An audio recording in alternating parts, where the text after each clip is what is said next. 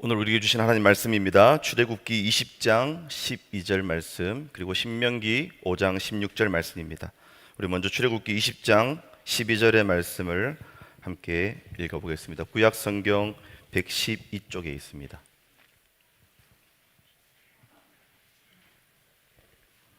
우리 함께 읽어보겠습니다. 내 부모를 공경하라. 그리하면 내 하나님 여호와가 내게 준 땅에서 내 생명이 길리라. 우리 신명기 5장 16절의 말씀도 함께 읽어보겠습니다. 너는 내 하나님 여호와께서 명령한 대로 내 부모를 공경하라. 그리하면 내 하나님 여호와가 내게 준 땅에서 내 생명이 길고 복을 누리리라. 아멘. 할렐루야. 네, 한 주간 평안하셨습니까? 오늘 주일은 어버이 주일입니다. 그런데 우리가 꼭 잊지 말고 기억해야 될 사실은 어린이 주일도 마찬가지고 어버이 주일도 또 스승의 주일도 우리의 예배의 대상이 하나님이 아니라 어린이가 되거나 또 혹은 우리의 부모님이 되면 안 된다는 사실, 여러분 이것을 잘 알고 계시죠? 잘 모르십니까? 그래서 우리 예배 대상은 오직 하나님 한 분이시고 그분 외에는 우리가 섬길 분이 없습니다. 그렇다면 하나님은 왜 우리에게 부모를 공경하라고 명령하셨느냐? 그것을 함께 묵상해 보는 날이 이제 오늘입니다. 우리 말씀의 제목을 함께 읽어보겠습니다. 내 부모를 공경하라. 아멘. 오늘 말씀의 제목이자 우리가 매 주일마다 자리에 일어나셔서 함께 읽고 있는 구절이기도 합니다. 내 부모를 공경하라. 10계명 가운데에서 5번째 계명, 제5계명입니다. 오늘은 어버이 주일을 우리가 맞이해서 이 말씀의 의미를 한번 좀 더 자세하게 살펴보고자 합니다. 주일마다 그냥 우리가 읽고만 지나갔던 이 계명이 어떤 의미를 가지고 있는지 한번 깊이 생각해 보기를 원합니다. 여러분, 부모라는 존재는 우리에게 다양한 감정이 들게 만드는 존재라 할 수 있습니다. 어버이날은 1년에 한 번씩 자녀들에게 부담스러운 날로 주기 위해서 우리에게 있는 것이 아닙니다. 우리는 누군가의 자녀입니다. 그래서 우리가 공경해야 될 부모가 반드시 존재한다라는 말이죠. 자녀에게 있어서 내 부모를 공경하라는 주제는 늘 부담스럽고 피하고 싶은 주제이기도 합니다. 그래서 오늘 또 돈 나가겠구나 이런 생각으로 어버이날을 맞이하기도 합니다. 부모는 고맙고 감사하기도 하지만 때로는 밉기도 하고 때로는 부담스럽기도 하고 그러다가 때로는 측은히 여겨지기도 하고 때로는 가슴 먹먹해지는 이름이 바로 부모라는 이름입니다. 그런데 이 부모를 공경하라는 계명이 하나님께서 직접 우리에게 주신 10계명 중에 있습니다. 그것도 다른 일을 향한 계명 가운데 가장 먼저 6가지 계명 중에 첫 번째로 내 부모를 공경하라가 나오고 있습니다. 왜 첫 번째로 나올까요? 여러분, 10계명을 자세히 분석해 보면 1에서 4계명까지는 하나님께 대한, 하나님에 대해서 우리가 지켜야 될 하나님의 명령이라고 할 수 있습니다. 그리고 5계명부터 10계명까지는 사람에 대한 계명입니다. 사람을 향해서 지켜야 될 하나님께서 우리에게 주신 명령이라는 말입니다. 그래서 10계명을 요약하면 우리가 마지막에 읽는 것처럼 하나님 사랑, 이웃 사랑이라고 요약할 수 있습니다. 1에서 4계명까지는 하나님 사랑, 5에서 10계명까지는 이웃 사랑. 여러분, 하나님을 사랑하면 1에서 4계명까지는 더 이상 계명이 아니라 당연히 지켜야 할, 자연스럽게 지켜지는 이야기들이 되는 것입니다. 그리고 하나님의 사랑이 나에게 이웃으로 주신 이웃 사랑으로 자연스럽게 흘러가게 됩니다. 그것이 5계명에서 10계명까지입니다. 이웃을 내 몸과 같이 사랑하면 자연스럽게 지킬 수밖에 없는 내용들이 나옵니다. 그래서 10계명을 하나님 사랑, 이웃 사랑이라고 말합니다. 그러나 실질적으로 볼 때 1에서 10계명까지 모두가 다 하나님 사랑이라고 말할 수 있습니다. 왜냐? 하나님의 사랑이 빠져버린 이웃 사랑은 아무런 의미가 없기 때문입니다. 지키는 것도 불가능하고 설사 내가 지켰다라고 착각할지라도 그것이 우리에게 아무런 의미가 없다는 것입니다. 하나님을 사랑하면 부모를 공경하게 되어 있고, 하나님을 사랑하면 이웃에게 거짓말을 할 수 없어집니다. 생명의 주인이신 하나님을 사랑하면 다른 이의 생명도 소중히 여기는 마음이 생기는 것입니다. 그래서 살인을 할 수가 없습니다. 우리는 부모를 내가 태어나서 처음 만나게 됩니다. 내가 처음 만난 타인이자 내가 처음 만난 이웃이 바로 부모라고 할 수 있습니다. 그러니 이웃 사랑의 첫 번째 대상이 바로 나의 부모입니다. 그래서 이웃 사랑을 명령하는 5에서 10계명 중에서 가장 먼저 등장합니다. 또한 이 부모 공경이 차지하는 의미가 가장 소중하고 중요하기 때문에 가장 먼저 명령하신 것입니다. 그래서 5계명은 1에서 4계명까지와 6에서 10계명까지 가교 역할을 합니다. 다리를 놓아준다는 말입니다. 하나님을 사랑하고 이웃을 사랑하기 위해서 가장 먼저 부모를 공경해야 된다고 말합니다. 뿐만 아니라 부모 공경의 계명은 여러분 다른 일을 향한 계명 5에서 10계명 중에서 유일하게 하지 말라는 계명이 아니라 하라라는 계명입니다. 6에서부터 10계명까지는 모두가 다 하지 말라, 하지 말라, 하지 말라 부정의 명령이십니다. 하지만 5계명은 적극적으로 행할 것을 명령하는 긍정의 명령입니다. 하나님께서는 저와 여러분에게 내 부모를 공경하라고 명령하셨습니다. 과연 이 명령의 진정한 의미가 무엇일까? 이 어버이 주일에 우리는 하나씩 그 의미를 살펴보기를 원합니다. 첫 번째입니다. 함께 읽어보겠습니다. 내게 부모를 주신 하나님을 인정하라. 우리 신명기 5장 16절입니다. 너는 내 하나님 여호와께서 명령한 대로 내 부모를 공경하라. 그리하면 내 하나님 여호와가 내게 준 땅에서 내 생명이 길고 복을 누리리라. 아멘. 여러분, 부모를 공경하라는 의미가 무엇일까? 첫 번째는 나에게 부모님을 주신 하나님을 인정하라라는 의미입니다. 너는 내 하나님 여호와께서 명령하신 대로, 내가 명령한 대로 내 부모를 공경하라는 겁니다. 여러분, 부모는 내가 정할 수 없습니다. 여기 앉아 계신 분들 가운데 나는 태어나기 전에 내 부모를 내가 결정해서 나왔다 하시는 분 한번 손 들어 보시죠. 네, 방금 전도사님만 물을 마신다고 손을 들었습니다. 네, 타이밍이 한 분씩 딱 걸려드시는 분이 있습니다. 여러분, 우리는 태어날 때 내 부모님을 여러 명 가운데 이분이라고 결정해서 태어나지 않았습니다. 태어나 보니 나의 부모님이 정해져 있었습니다. 사실 우리는 부모님뿐만 아니라 모든 것을 내가 결정할 수 없습니다. 나의 피부색도, 내가 남자인지 여자인지, 나의 얼굴 생김새도, 나의 나라도, 내가 살아갈 지역도 사실은 모든 것을 내가 결정할 수 없습니다. 여러분, 배우자도 내 눈에 좋아 보이는 사람을 결정한 것처럼 느껴지시죠? 아닙니다. 하나님이 정하신 대로 만나는 것입니다. 우리는 그저 주신 대로 받아서 태어났을 뿐입니다. 여러분, 무슨 말입니까? 이것을 결정해 주신 분의 뜻을 따를 수밖에 없다는 말입니다.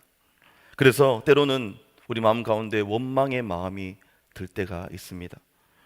누구나 한 번쯤 살아오시면서 내가 결정하지 않은, 내가 선택하지 않은 부모님에 대해 원망하고 불평하는 마음이 들었던 적이 다 있으실 줄 압니다. 사실 그런데 그 원망은 가만히 살펴보면 하나님을 향하고 있습니다. 왜 내게 이런 부모님을 주셨습니까?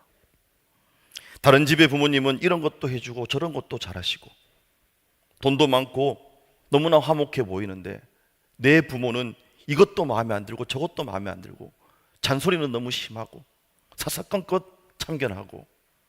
저희 집 부모님 이야기하는 거 아닙니다. 제가 지금 화가 난 게 아닙니다. 여러분이 설교를 내 이야기구나라고 들으실 수 있도록 살짝의 연기를 하는 것이죠. 여러분, 왜 내 마음에 안 드는 부모님을 나에게 주셨습니까? 생각해 보신 적 없으십니까? 하지만 여러분, 이 생각은 내게 허락해 주신 다른 모든 것들에 대한 생각에도 동일하게 적용됩니다. 왜 내게 이런 얼굴을 주셨습니까? 왜 내 키를 요 모양 요 꼴로 만드셨습니까? 왜 나는 손이 잘생기지 못했습니까? 왜 내게는 이런 능력, 저 사람에게 있는 저런 재능이 없습니까? 그래서 여러분, 내 부모를 공경하라는 말씀의 의미는 사실상 내게 지금 이 부모를 허락하신 하나님을 인정하라는 의미입니다. 인정할 뿐만 아니라 우리는 그 하나님께 감사하라는 의미입니다. 우리가 진정으로 부모님을 공경할 수 있게 되려면 먼저 하나님을 인정하고 그분의 결정에 대해 신뢰를 보낼 때에, 내가 나를 가장 잘 아시는 그분께서 나에게 정확하게 해주셨음을 인정하고 감사할 때에만 우리는 부모님을 비로소 공경할 수 있게 되는 것입니다. 그래서 여러분, 부모 공경은 하나님 공경과 연결되어져 있습니다. 하나님을 공경하지 않는 자는 결코 부모님을 공경할 수 없습니다. 하나님은 나를 만드신 분이십니다. 또한 하나님은 나의 부모님도 만드셨습니다.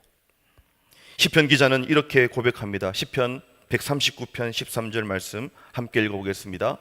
주께서 내 내장을 지으시며 나의 모태에서 나를 만드셨나이다. 아멘.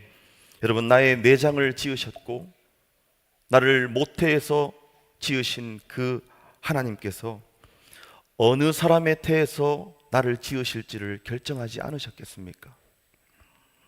그분께서 모든 것을 지으셨고 그분께서 모든 것을 결정하셨습니다. 내 부모를 공경하라는 말 속에는 너에게 지금의 부모님을 주신 하나님을 공경하라는 의미가 담겨져 있는 것입니다. 여러분, 하나님을 인정하시기를 소원합니다. 하나님의 선택을 존중하시기를 소원합니다. 하나님의 선택이 실수가 없으심을 믿으시기를 축복합니다.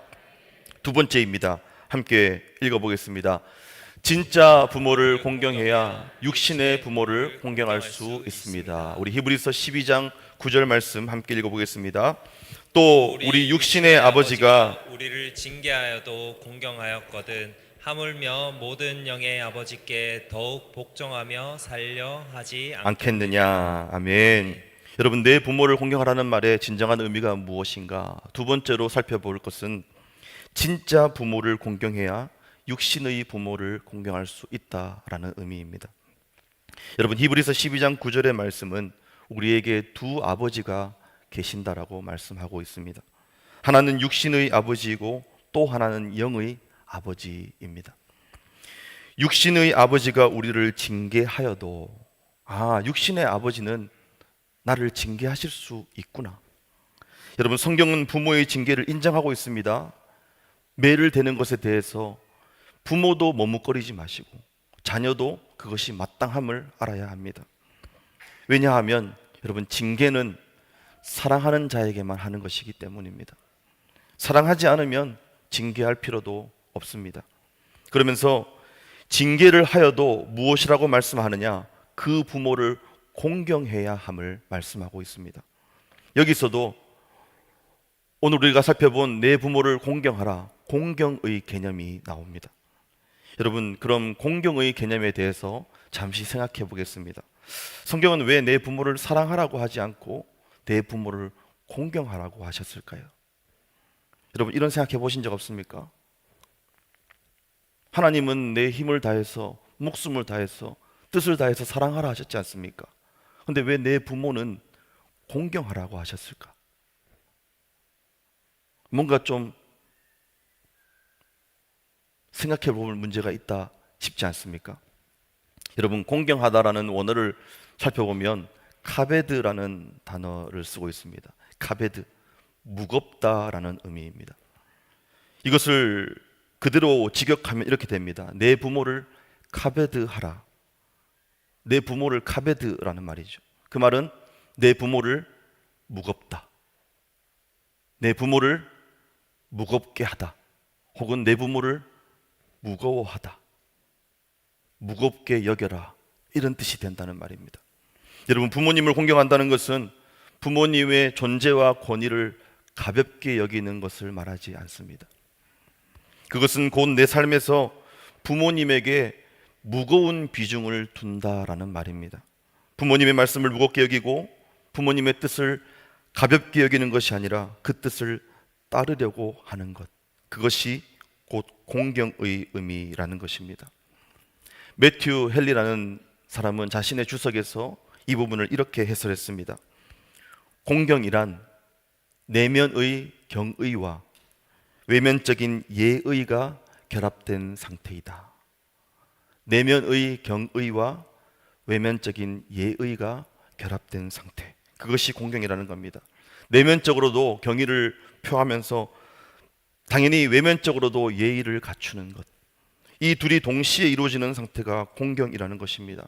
우리는 부모님을 나의 내면에서부터 존중해야 합니다. 나는 부모님을 공경합니다 하면서 속으로는 그렇지 않다면 그것은 진정한 공경이 아니라는 말입니다. 뿐만 아니라 공경한다고 하면서 겉으로 우리가 예의를 지키지 않는다, 그것 또한 공경이 아니라는 말입니다. 여러분, 왜 사랑이라는 개념을 사용하지 않고 공경이라는 개념을 사용하고 있을까? 여러분, 사랑은 대부분의 경우에 우리의 감정을 말할 때가 많습니다. 우리의 내적인 친밀함, 그래서 인간의 감정은 늘 수시로 변합니다. 사랑했다가 사랑하지 않다가. 나의 감정에 따라서 내가 느끼는 친밀함과 나의 상태에 따라 얼마든지 변할 수 있는 것이 사랑이라는 개념이라는 겁니다. 나의 부모가 나에게 잘해주거나 부모님과의 관계가 좋을 때는 사랑하기가 쉽지만, 관계가 나빠지거나 부모님이 나에게 상처를 주거나 내 마음에 안 들 때에는 언제든지 이 사랑의 감정은 식어버릴 수 있습니다. 하지만 사랑이 아니라 공경은 무엇을 말하느냐?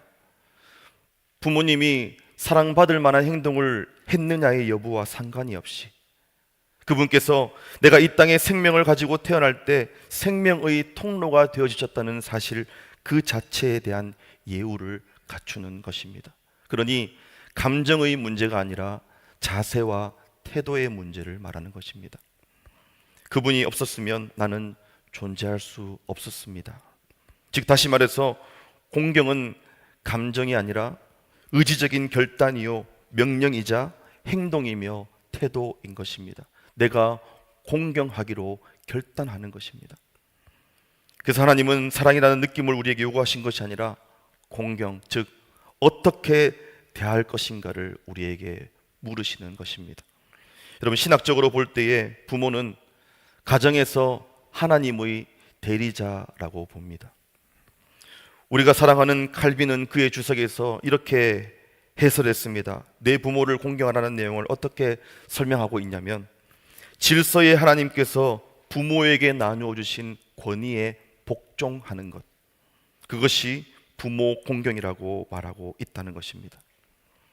하나님을 향해서는 경외하고 부모님을 향해서는 공경을 요구하시는 것입니다. 사랑은 수평적이고 감정적인 친밀함이 그 특징이라고 한다면, 공경은 수직적이고 의지적인 경외함이 그 특징이라 할 수 있습니다.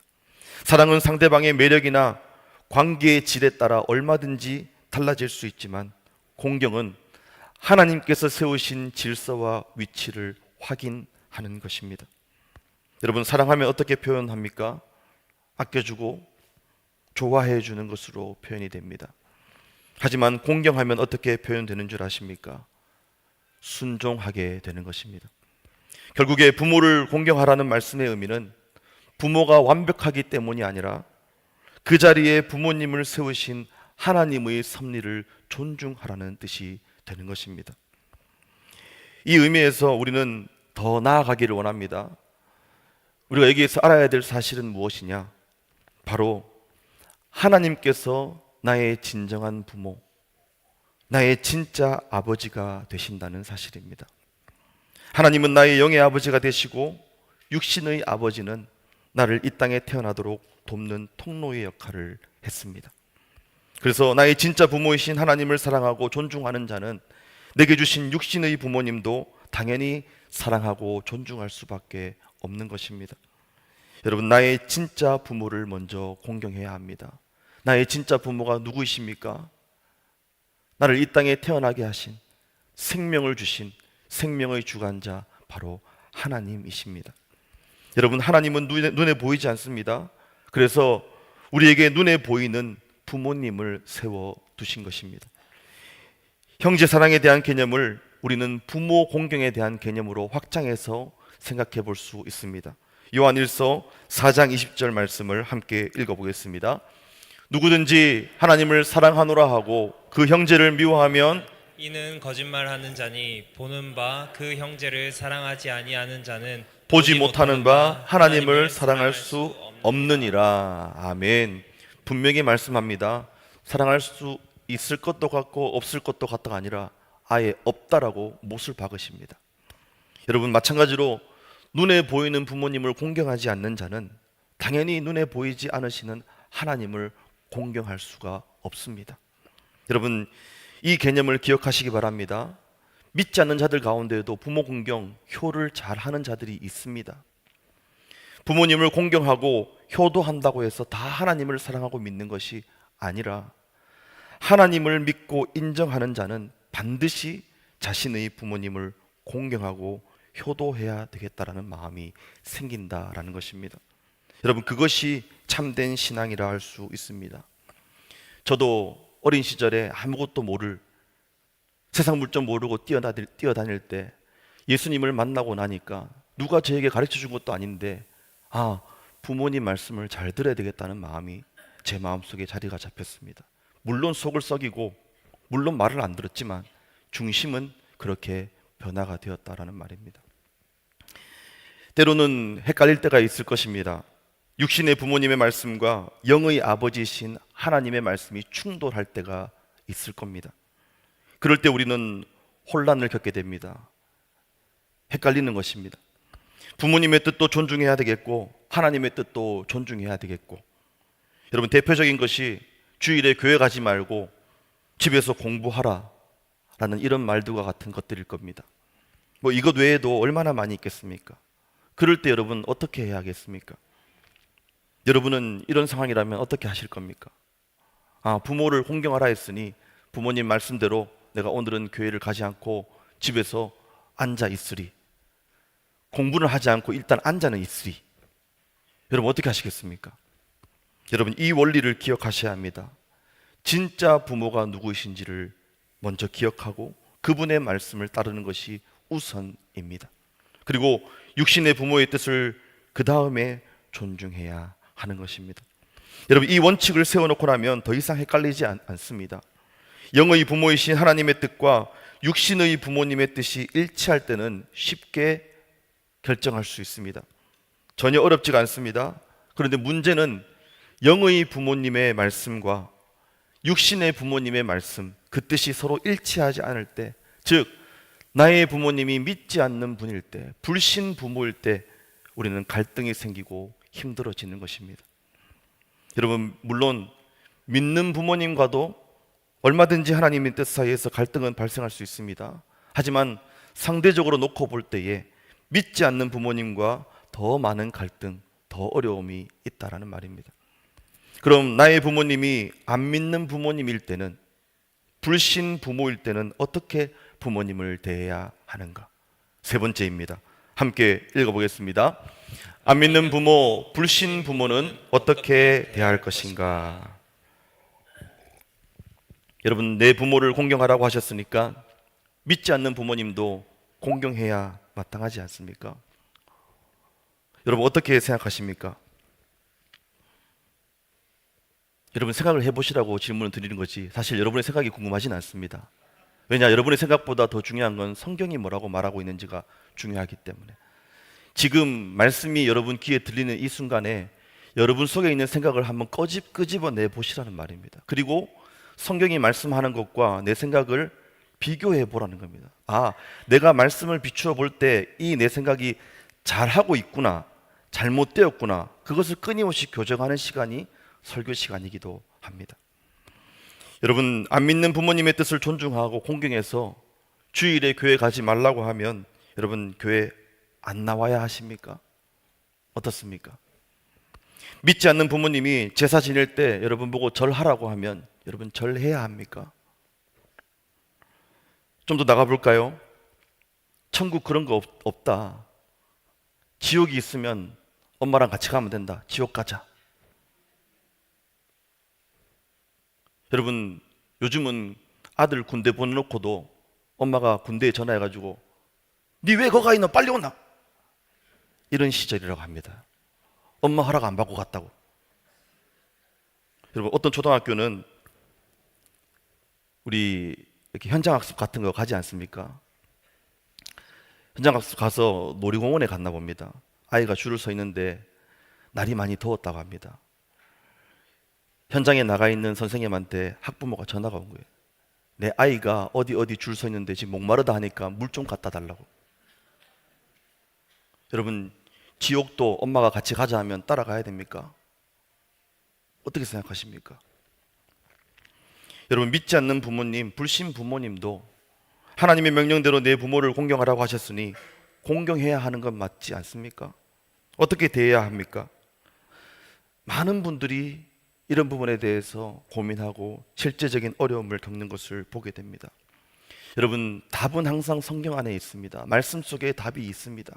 다만 우리가 그 말씀을 자세히 읽지 않고 그것을 마음에 담지 않기 때문에 문제는 발생합니다.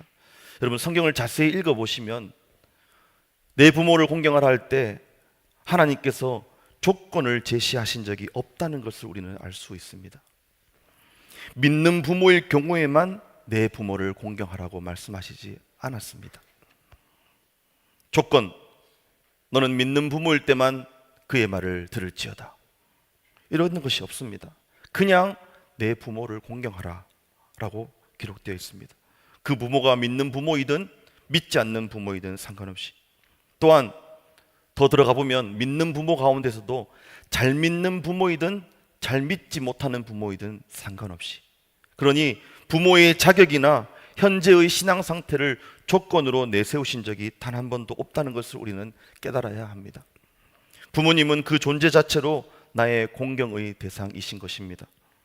부모는 신앙의 대상이 아니라 공경의 대상입니다. 우리가 다른 개념에서 이 불신 부모님을 어떻게 대해야 하는지 힌트를 얻을 수 있습니다. 어떤 개념이냐? 성경은 주종 관계, 주인과 사환, 신하 혹은 이를 돕는 자의 관계를 가지고 이런 지침을 우리에게 주셨습니다. 베드로전서 2장 18절과 19절의 말씀 읽어보겠습니다. 사환들아, 범사에 두려움으로 주인들에게 순종하되 선하고 관용하는 자들에게만 아니라 또한 까다로운 자들에게도 그리하라. 부당하게 고난을 받아도 하나님을 생각함으로 슬픔을 참으면 이는 아름다우나. 아멘. 여러분, 사환들이 주인에게 순종할 때 잘해주는 주인, 선하고 관용하는 주인에게만 순종하라는 말이 아니라 까다로운 주인에게도 순종하라고 성경은 말합니다. 그러니 믿는 부모에게만 공경해야 되는 것이 아니라 믿지 않는 까다로운 부모일지라도 우리는 공경해야 하는 것입니다. 심지어 부당하게 고난을 받아도 하나님을 생각함으로 슬픔을 참으면 아름답다고까지 말씀하고 있습니다. 여러분, 이 개념을 믿지 않는 부모에게로 확장해서 우리는 생각해 볼 수 있는 것입니다. 내가 믿는 것 때문에 부당하게 부모님으로부터 핍박을 당한다 할지라도 여러분, 하나님을 생각하면서 그 핍박을 참으면 하나님께서 그것을 아름답게 여기신다는 것입니다. 상대의 인격이나 상태가 완전하지 않아도 하나님께서 세우신 권위임을, 하나님께서 세우신 질서임을 존중한다라는 뜻이 되기 때문입니다. 여러분, 이 원리는 부모 자녀 간에도 그대로 동일하게 적용되는 것입니다. 여러분, 우리는 부모님이 완벽하길 원하지만 부모도 완벽하지 않습니다. 그래서 부모님의 불완전함이 믿음이 없는 것으로 혹은 믿지 않는 불신으로 나타날 수 있는 것입니다. 하지만 그 부모님을 나에게 허락하신 분도 하나님이십니다. 우리는 하나님의 권위에 순복하는 것입니다.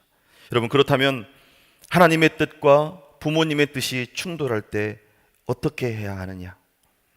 여러분, 이때는 내 부모를 공경하라고 명령하신 분도 하나님이시지만 하나님께서 하신 다른 말씀들도 종합적으로 고려해 보아야 합니다.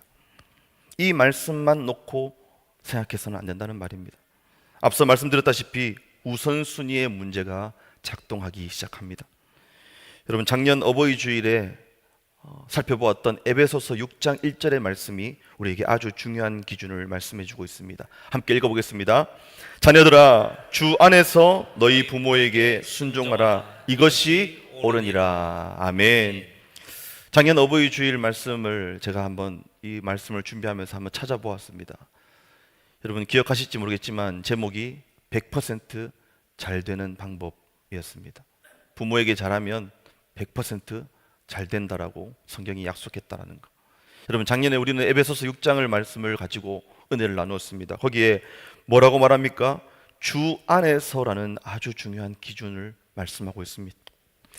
여러분 부모님의 명령이 하나님의 뜻, 즉 성경적인 가치를 거스르지 않는 범위 안에서 우리는 순종해야 한다는 말입니다. 만약 부모님이 우상 숭배를 강요하거나 그에 상응하는 죄를 짓게 한다면 그때는 하나님께 순종하는 것이 우선입니다. 주님의 명령을 어겨가면서까지 부모님 공경하는 것을 하나님은 칭찬하시지 않습니다. 그것은 곧 하나님을 향한 공경이 아니라 하나님께 대한 불경이 되는 것입니다. 마태복음 10장 37절은 이렇게 말씀하고 있습니다. 함께 읽어보겠습니다. 아버지나 어머니를 나보다 더 사랑하는 자는 내게 합당하지 아니하고 아들이나 딸을 나보다 더 사랑하는 자도 내게 합당하지 아니하며. 아멘. 여러분 무슨 말씀입니까? 아버지나 어머니를 미워하라는 말입니까? 아닙니다. 내 자녀를 미워하라는 말이냐? 아닙니다. 사랑하라 말합니다. 사랑하되 나보다 더 사랑하는 것을 경계하시는 겁니다. 그래서 여러분들이 부모님을 공경하는 그것을 하나님 사랑보다 앞세울 때 여러분은 위험합니다. 여러분이 하나님을 사랑하는 것보다 자녀를 더 아끼고 사랑하는 것처럼 보일 때 저는 긴장을 합니다. 여러분이 하나님 사랑하는 것보다 배우자를 더 챙기고 사랑하는 모습을 보일 때 겉으로 볼 땐 좋아 보이나 위험합니다. 여러분 사랑의 우선순위를 성경은 말씀합니다. 하나님 사랑을 항상 첫째로 두고 그 다음 부모를 공경하며 자녀를 사랑하라고 말합니다. 우리는 어떠한 경우에도 하나님 사랑하는 것을 제1순위에 두어야 합니다. 하나님은 결코 이 자리를 빼앗기지 않으실 겁니다. 질투하시는 여호와. 그럼 부모님의 뜻을 거절해야만 하는 상황이라고 가정해 보겠습니다. 예를 들어서 제사에 관한 문제라든지 또 교회 출석에 관한 문제로 이제 방해를 해올 때 어떻게 해야 하는가? 여러분 하나님 사랑이 1순위라고 했으니까 부모님을 향해서 가르치듯이 마귀야 물러가라. 너는 나를 넘어지게 하는 자로다. 여러분 부모님에게 가르치듯이 계명을 만약 알려주듯이 막 대해도 된다는 말입니까? 그렇지 않습니다. 여러분 공경은 태도의 문제라고 했습니다. 우리의 태도는 공경을 유지할 수 있는 것입니다. 아무리 하나님의 뜻을 따른다고 해서 육신의 부모님을 업신여기거나 무시하듯이 말하고 대하는 것은 결코 성경이 용납하지 않습니다. 성경에서는 하나님을 위한다 하면서 그것이 마치 모든 것의 면죄부가 되는 것처럼 성력이 되는 것을 금하고 있습니다. 마가복음 7장 10절에서 13절 말씀입니다. 여기에 고르반이라는 개념이 나옵니다. 함께 읽어보겠습니다.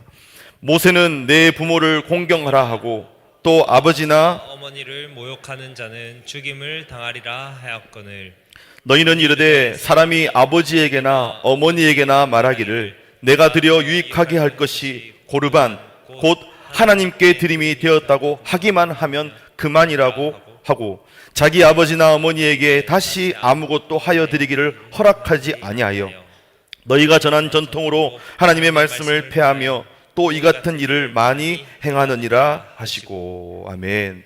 여러분 이것이 무슨 내용입니까?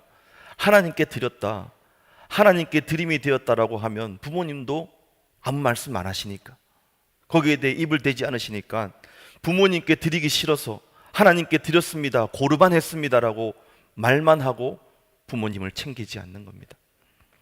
하나님의 뜻을 위한다고 하면서 육신의 부모님에게 잘하지 않는 것을 하나님은 금하신다는 말. 그래서 우리는 믿지 않는 부모님, 불신 부모님이라면 그들은 공경의 대상에서 제외해도 된다라는 어떠한 근거도 우리는 성경에서 찾을 수 없습니다. 오히려 그들에게 진리를 가르쳐주고 그들을 하나님 앞으로 인도하는 것, 그것이 진정한 부모 공경의 모습인 것입니다. 그래서 신앙생활을 열심히 한다는 핑계로, 여러분들이 교회를 나가야 된다는 핑계로 부모님을 잘 모시지 않거나 기본적인 예의를 지키지 않는 것은 결코 합당한 건강한 신앙인의 자세가 아닙니다. 여러분, 정리해보면 이렇습니다. 부모 공경에 대한 우선순위의 개념을 잘 잡으셔야 합니다. 1순위는 진정한 부모가 되시는 하나님이십니다. 그리고 2순위는 육신의 부모님입니다. 혹 그 뜻이 충돌하여 거절해야 할 때는 지혜롭게, 무례하지 않게, 공격적이지 않게, 겸손하고도 정중한 태도를 유지해야 합니다. 이것이 공경의 자세입니다. 부모님, 이 땅에서 누구보다 저를 사랑하시는 줄 알지만 저는 하나님의 자녀입니다. 하나님의 뜻을 따라야 합니다. 저의 이 뜻을 존중해 주시기를 바랍니다. 여러분, 간과하지 말아야 될 것은 자녀로서의 책임과 도리를 회피해서는 안 된다라는 것입니다. 경제적인 지원 혹은 정서적인 돌봄의 의무를 반드시 하나님 앞에서 해야 합니다. 부모님이 믿는 부모님이든 부모님이 믿지 않는 부모님이든 부모님을 세우신 하나님의 섭리를 인정하는 믿음이 우리에게 필요한 것입니다. 이 어버이 주일에 우리는 내 부모를 공경하라는 이 말의 의미를 살펴보고 묵상해 보았습니다. 그리고 우리가 함께 은혜를 나누었습니다. 하나님이 나의 진짜 부모이십니다. 우리는 먼저 하나님을 인정해야 합니다. 그리고 그분을 신뢰해야 됩니다. 그러면 그분께서 주신 나의 부모님을 자연스레 공경할 수 있게 됩니다. 그분이 믿는 분이든 믿지 않는 분이든. 나는 비록 나의 부모님을 선택할 수는 없었지만 그 부모님을 대하는 나의 태도는 내가 선택할 수 있습니다. 공경의 태도를 취할 것이냐, 무시와 업신여김의 태도를 취할 것이냐, 여러분이 결정할 수 있습니다. 내 자녀에게 하나님을 믿는 신앙이 생겨서 나를 끊없이 공경하고 존중하는 것을 본 믿지 않는 부모님이 하나님을 만나게 되는 아주 중요한 통로, 그것이 우리가 부모님에게 보이는 공경의 태도일 것입니다. 여러분, 공경은 이런 모습, 이런 자세, 태도들로 나타납니다. 먼저 존중하는 말로 대합니다. 여러분이 부모님에게 하고 있는 말을 한번 살펴보십시오. 그래서 제가 청년들에게도 학생들에게도 반말하지 말라고 말하는 겁니다. 저도 고치는데 매우 힘들었습니다. 하지만 우리가 쓰는 형식에 우리의 마음이 담기게 되어 있습니다. 여러분, 잘 안 되겠지만 말을 고치십시오. 존중하는 언어를 해야 됩니다. 부모님을 향해서 반말을 하고 있는 사람이 있다면 하소, 마소 이런 것도 반말입니다. 그것 좀 하소 이런 것, 여러분, 부리는 신하에게 하대하는 겁니다. 여러분, 말을 바꿔야 됩니다. 그리고 여러분, 부모님 공경의 실제적인 자세가 무엇이냐? 부모님을 위해 기도해야 합니다. 그리고 부모님의 부족함을 이해해 줘야 됩니다. 그리고 내 마음으로 부모님을 용서해야 합니다. 내게 생명을 준 것에 대해 감사합니다. 물론 궁극적인 생명은 하나님께서 주셨지만 여러분, 이 땅 가운데 부모와 자식 간으로 만나는 이 인연은 하나님이 둘도 아니라 딱 한 사람만 우리에게 붙여주신 겁니다.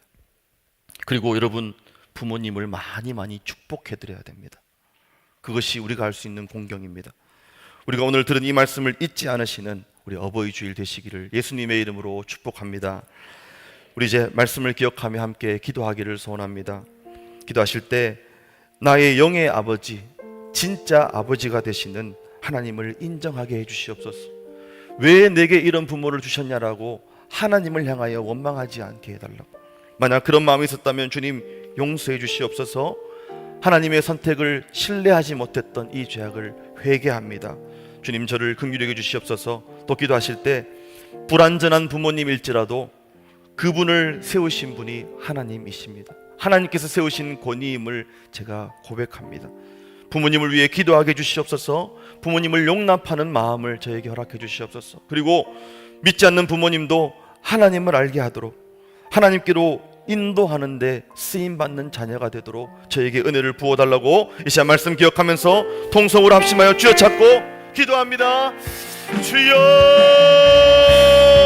주님 아버지 감사합니다. 이 어버이 주일에 내 부모를 공경하라고 하신 주님의 이 말씀의 뜻을 기억합니다. 주여, 나의 진짜 부모가 되시는 하나님을 인정하기 원합니다. 그 하나님께 감사를 올려드리기 원합니다. 주님의 선택과 주님의 결정을 신뢰하며 주님 나의 고백을 올려드리오니 주님 받아주시옵소서. 주님, 하나님을 향하여 원망했던 이 모든 불평의 마음들을 회개하오니 주님 용서하여 주시옵소서. 불완전한 부모님일지라도 용납할 수 있는 마음 주시옵고 주님, 이해하는 마음, 기도하는 마음, 복을 비는 마음을 허락하여 주시옵소서. 부모님을 위하여 기도하기 원합니다. 주여, 주여 붙들어 주시옵소서. 오 주님, 주여, 아버지.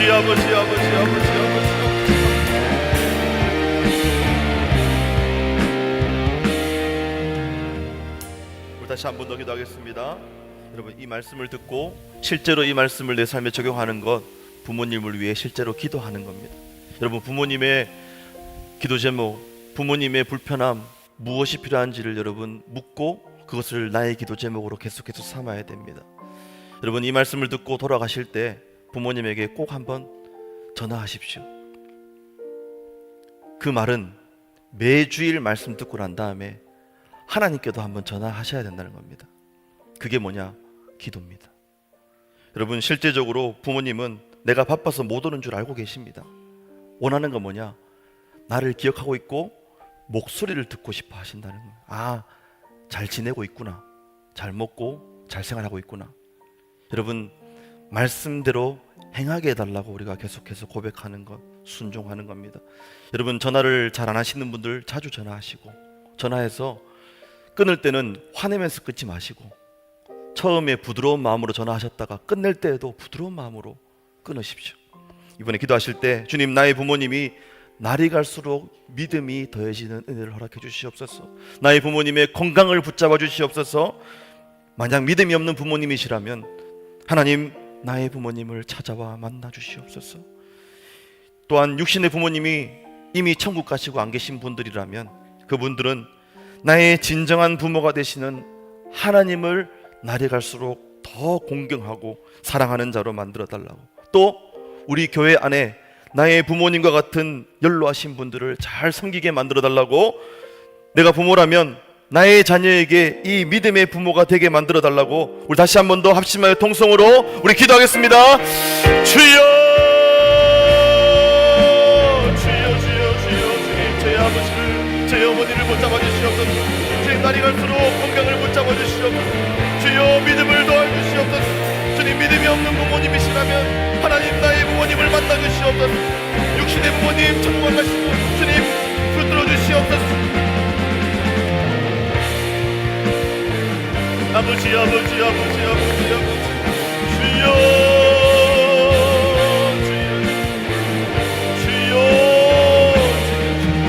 주님, 우리 오늘의 교회 안에도 아버지 부모님 같은 분들이 많이 있습니다. 이분들을 잘 섬길 수 있는 믿음을 우리에게 허락하여 주시옵소서. 주님만 바라봅니다. 아버지, 붙잡아 주시옵소서. 우리 마지막으로 한 번 더 우리 중보하며 기도하겠습니다. 우리 병중에 있는 분들, 질병으로 고통당하고 있는 성도님들을 위해 우리 이름을 불러가며 우리 중보할 때 주님 고쳐주시옵소서, 붙들어 주시옵소서. 주님, 여호와의 능력이 임함으로 살아나게 되는 놀라운 은혜를 허락하여 달라고. 그래서 수술을 앞두고 있는 분들이 있습니다. 또 수술 후에 회복을 바라고 기도하는 분들이 있습니다. 주님, 모두 붙잡아 달라고 우리 마지막으로 이들을 중보하며 합심하여 주여 찾고 통성으로 기도합니다. 주여, 주여, 주여. 주님, 고쳐주시옵소서. 주님, 회복시켜 주시옵소서.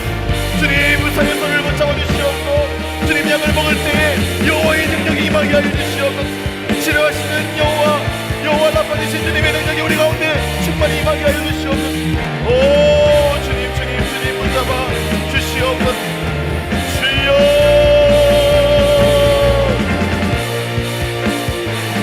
주님, 아버지요 주여 주님